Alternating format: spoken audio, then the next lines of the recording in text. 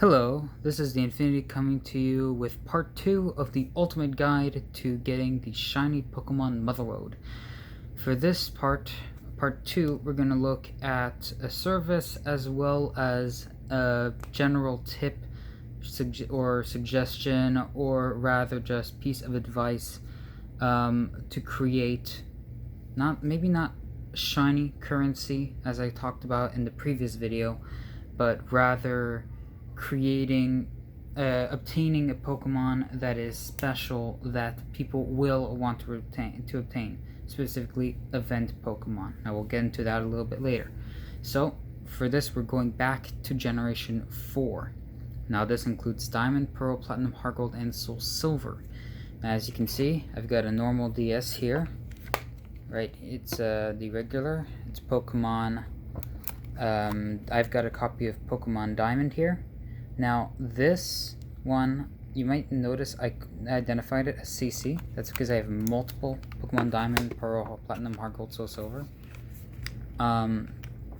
This is the Cute Charm glitch, which is something you can get from a YouTuber called hamsterbomb. Go check out his YouTube page. It's worth checking out. He has a service that for $50 he can make any 4th generation game a Cute Charm game. Now, for those of you that don't know what a Cute Charm game is, it's a game where you basically have a 1 in 4 or 1 in 5 chance of encountering a shiny Pokemon. Now, again, this is legitimate. There's no software, there's nothing. He uses an action replay, but he also has I believe he has a method to do so without an action replay. Not exactly sure. I've done 2 games with him, this being one of them, and I'm going to demonstrate how it works exactly. So the Cute Charm glitch is quite simple. You need to have a Pokemon in your party, mainly Jigglypuff being the mascot of his channel, with the ability Cute Charm. Cute Charm is the ability that contract with a Pokemon may cause infatuation. That's the ability in battle. But the ability outside of battle is that it'll make so that you encounter Pokemon of the opposite gender. Now, if you think, oh well, doing this on its own is going to get me shiny Pokemon, you're wrong. The way it works is that it only works under certain conditions. Number 1, the Pokemon has to be able to be both male and female. We have Staravia here. It can be both male and female. So that means that it is possible to be shiny. Therefore, Pokemon that only have a single gender, like Chansey, will not work. Pokemon that are without a gender, like Unknown or most legendaries, will also not work. And also, it has to be a wild encounter. Like right now, what we're finding are wild encounters. But egg Pokemon, starter Pokemon, in-game trades, they're not going to work either. So basically, it has to be a wild encounter with a Pokemon that can be both male and female. Luckily, Heatran is a legendary Pokemon that can be shiny via this method, because it can be both male and female, which thank goodness for small miracles. Now, for those of you that are wondering if you could potentially have a female lead Jigglypuff so you can encounter male shinies, I did this about 2 years ago with hamsterbomb, and I did not have that possibility back then. I don't know if it's possible now, but I can tell you right now that it is a service that's really worth time. Basically, it's $50. You send him your game. You don't have to reset or anything. You can send him as it is. What he'll do is he'll change your secret ID to match your trainer ID. And there's brackets. Whether it's 1 to 10 digits difference, 11 to 20, 21 to 30, 31 to 40. You'll fall in different brackets. So Pokemon of a certain nature will automatically be shiny. So if you're in the first bracket, I believe it's 7 natures that if you encounter, they'll automatically be shiny. Second bracket, 7, third, 7, and fourth, I believe is a single nature. I can't remember quite because it's been a while, but just if you are curious, I can show you what these Pokemon look like in their how it looks like when you're getting them. I've caught all the Pokemon I can in here, at least for Gen 4 and Gen 3 as well, but mostly Gen 4. So we're gonna go. By the way, I too had an action replay and I was able to clone some Pokemon, but these were Pokemon that I caught with the shiny, and all that. So we're gonna start right here.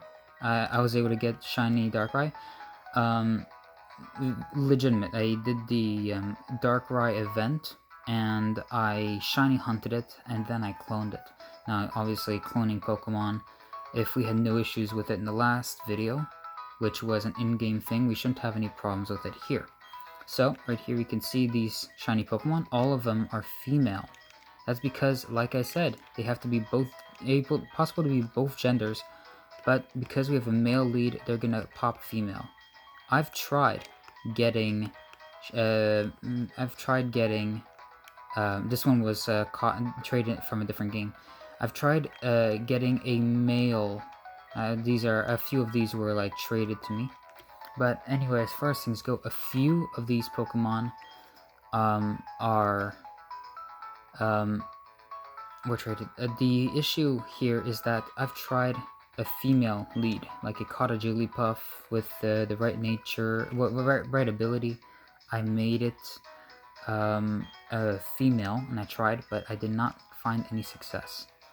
So here you could see that it's all female Pokemon that this works with. So this is one way to get it, by using his event, which I really do think is worth it. Like if you send him more than one game, then he'll charge $40 per game. So whether you send 2 or 3 or 4 games, it's going to save you some time, well, some money. And basically what happens is that you can get all of these and you can catch, and this is something that's permanent. So long as you don't erase your file, like you keep it, you can keep catching shiny Pokemon. So it's like after he sent it to you, you could, if there's a point where people want 4th generation or 3rd generation Pokemon, or a few 1st and 2nd generations, you can just catch those Pokemon and send them to them, no problem. You'll have no issues. My boxes are full, obviously, so I can't catch any more Pokemon. But that is part 1 of this, part 2, as you could say. So basically, I do not know him personally. We haven't talked or anything, but this is one of the biggest this is one of the things that will give you a huge advantage in completing your shiny decks. There are ways for you to do it by yourself, but they do require outside software in order to do. But this is a all of these Pokemon, yet again, they can go into bank, they can go into home, they can be used for online, they can be used in link trade, want to trade, all of it. They're perfectly legit Pokemon. We're just making so that when we encounter a Pokemon, it'll be shiny. We're not hacking Pokemon, giving an ability that it shouldn't know or have, or an attack it shouldn't be able to learn. So these are perfectly legitimate Pokemon. Now, getting back to the event Darkrai I mentioned, there are events that have come out over the years for Pokemon. Mainly the Pokemon events started rolling a lot around Gen 4. And Gen 4 and 5 you can use action replays to get events that you've missed. So let's say you missed the Darkrai event. You could use an action replay for Pokemon Platinum to be able to catch Darkrai. And you can shiny hunt it. Or if you have a shiny encounter code, you can use that. I shiny hunted this one. And I cloned it because I'm a huge Darkrai fan. I'm a huge fan. One of my favorite dark types. Now, as far as things go, I don't believe it's wrong to use action replays for the purpose of cloning a legitimate Pokemon, nor bad for the purpose of getting an event you missed out on. Because event Pokemon, there are some that you can never get. Like, let's say you miss out on the Victini event. You're screwed unless there's another Victini event out there. Or let's say the Shiny Tapu Koko event. I took advantage of that to the point I had 93 Shiny Tapu Kokos. It's simple. I simply had both versions of the game, and what I did is that I started over again and again and again the game I wasn't playing. So I had Pokemon Ultra Sun as my main file. I had Pokemon Ultra Moon as what I call my spare file. So I would use Pokemon Ultra Moon, start over, and get events again and again and again.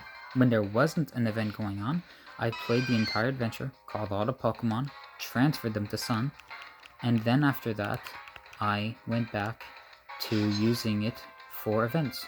And I've been doing this for a long time. I used it ever since. I've been using it since Gen 4.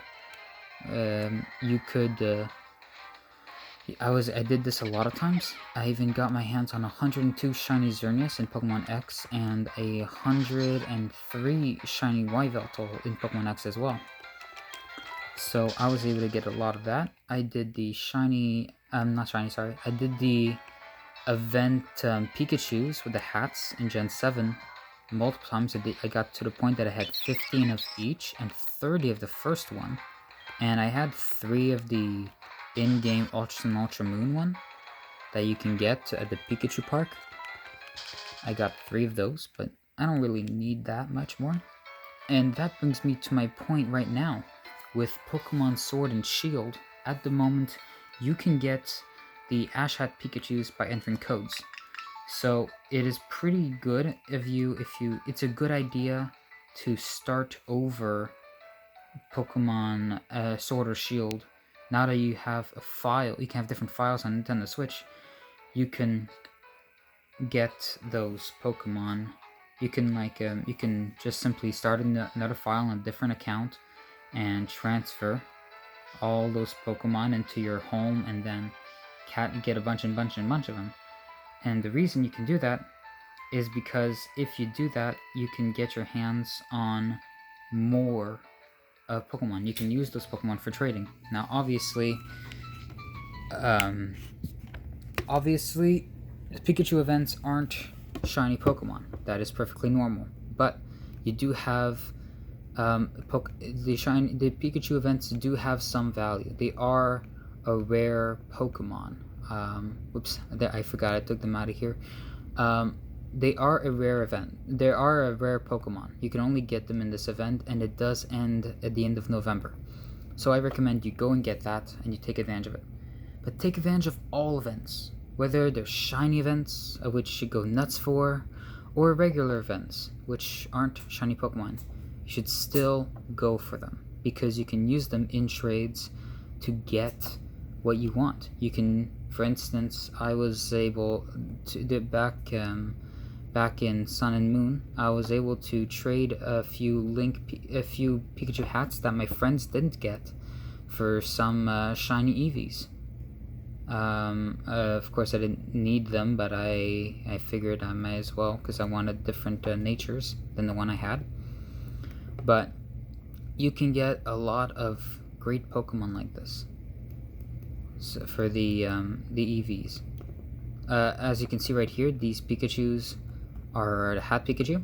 They are worth the trouble of starting over. Now, if you're doing it just for one, I don't think it's really worth it, but do it for a lot.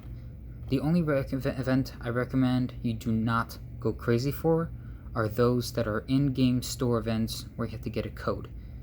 If it's a code in the store, there's a limited quantity. So right away, go for 2 if you have both versions of the game. Use those. And then if you want more of that, which I'm sure you do, then wait till the very last day or the very 2 last days of the event, and then ask to get a few of them and use those codes.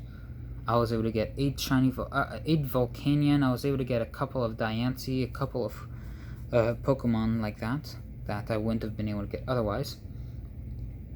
And you should do that, because then again, you can use those Pokemon in linked trades to get something you might want. In the previous video, I mentioned that I had some Pokemon that I did not that I did do some trades for some Pokemon that I did not have in my Pokemon bank, but rather in my Pokemon home that got me my Pokedex a lot more. I got some Rockruff and Lycanroc here. I got some Solgaleo and Necrozma that were from the Dynamax dens. Zygarde. I've gotten a whole lot of Regidragon, Regieleki. Some are clearly hacks, which undermines their value, but they're still shiny Pokemon, and for whether a Pokemon is hacked or not when you receive it in the trade shouldn't matter so long as it's a placeholder. If you have no interest of using shiny Pokemon you receive in a trade for your adventure like me, unless you captured them yourself, then you won't have any problems having them simply taking a spot in your box. And for the Pokemon I mentioned that I received in Gen 6, 7, and 8 that I didn't have in there, you can see that they're all in here in reality. These are the Pokemon I've received so far through trades, and all of these Pokemon were from trading Ho-Ohs. Only shiny Ho-Ohs. And a couple of them were from trading shiny Entei, Raikou, and Suicune from Pokemon Silver. And I was able to get all of this. Last night I went through all the Pokemon I was missing, and I got about 20 something of each Pokemon I was missing. This row here are Pokemon that I got myself, except for this one was a trade. But these were my Pokemon. So I got about 20 or so. It's like around a little more than this of shiny Pokemon, just by trading some of the Pokemon I received in the Gen 2 games. So already, that proves the point that they are very valuable. Despite the fact they're being cloned, they still have tremendous value. And I want to note, I failed to mention in the last video, the reason you wanted 2 Nintendo 3DSs is because you need to have either Pokemon Crystal or Pokemon Yellow on your spare console. That way you can trade and get them into gold or silver that is on the same console as your Pokemon bank, so you can really utilize everything properly. And for unknown, the fact that only the I and the V can be in shiny form, if you have a regular unknown that is not an I or a V and you shinify it, it will become an I or a V. So that is what I neglected to mention in the final video, in the first video. So this is part 2 of the video. Bare minimum, well, the point of this video being using hamsterbomb service, which I've used twice and I am very satisfied with. You can get your hands on a lot of 3rd and 4th generation Pokemon that you could not get otherwise. It saves you a lot of trading, and you can catch them again and again and again in the wild. You don't have to use any devices or anything. Heck, buy yourself a bunch of Ultra Balls and happy hunting. And with what's great about this is that it takes a lot of the Pokemon you have to trade for off the list. Like, these are Pokemon you can get again and again and again. And like I said, it doesn't work for eggs, it doesn't work for in-game trades, it doesn't work for genderless Pokemon, nor Pokemon of a single gender. Only Pokemon that can be encountered in the wild and can be both genders. Those are the only Pokemon that this will work for. And remember, for the events, whether they're shiny or not, they do have value and you could trade them for shinies in the future. And if they are shiny, it'll be even easier to trade them for shinies that you do want. This is Infinity saying this is end of part 2. I hope you enjoyed this video. Please leave a like in the comment below if you enjoyed it. Also, as a note, if you have done this before, let me know how your Pokedex has gone in the comment section. If you know anyone that might be able to use this to help them complete their Pokedex, please share this video with them. I'm signing off, and I will see you in part 3. Thank you very much.